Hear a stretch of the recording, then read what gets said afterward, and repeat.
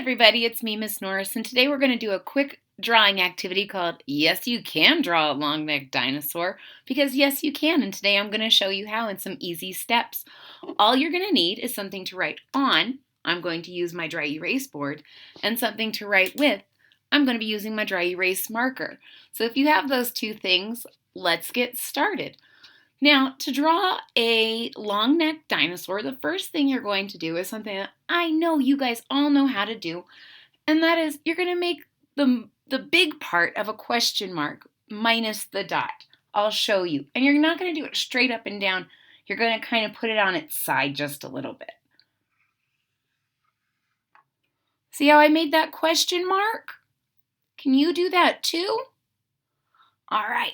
Once you have your question mark, then you're going to start about right at the end of your question mark, and you're going to make a big oval.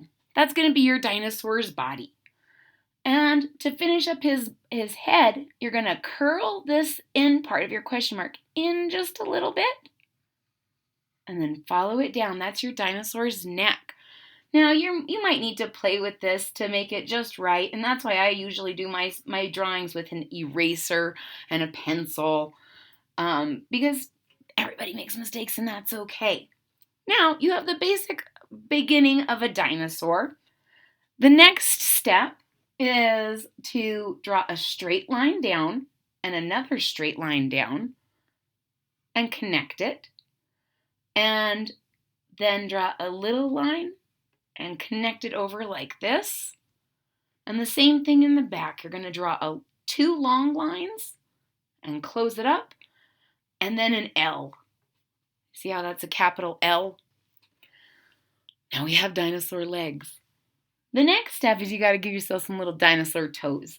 So I like to do 3 bumps like this. 1, 2, 3.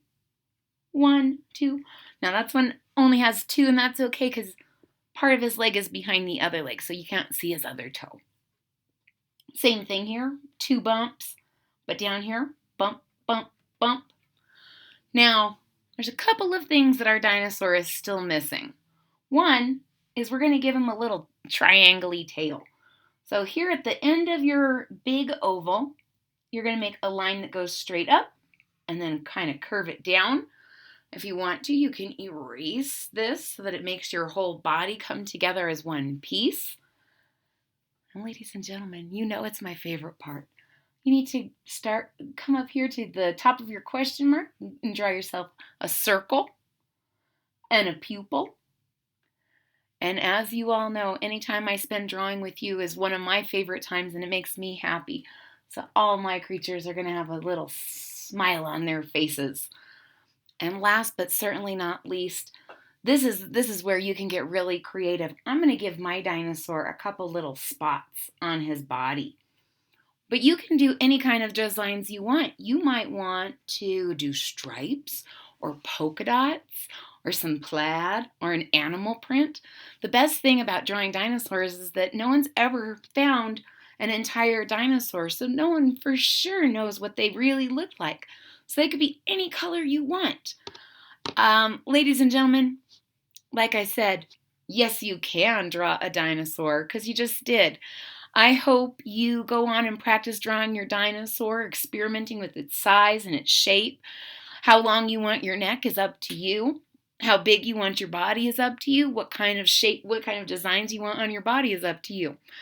If you enjoyed drawing a long-necked dinosaur with me, please hit that thumbs up button at the bottom of the page. And if this is your first time visiting my page, or if you've just recently discovered you enjoy this page, please hit that subscribe button. And I look forward to showing you many other drawing activities in the future.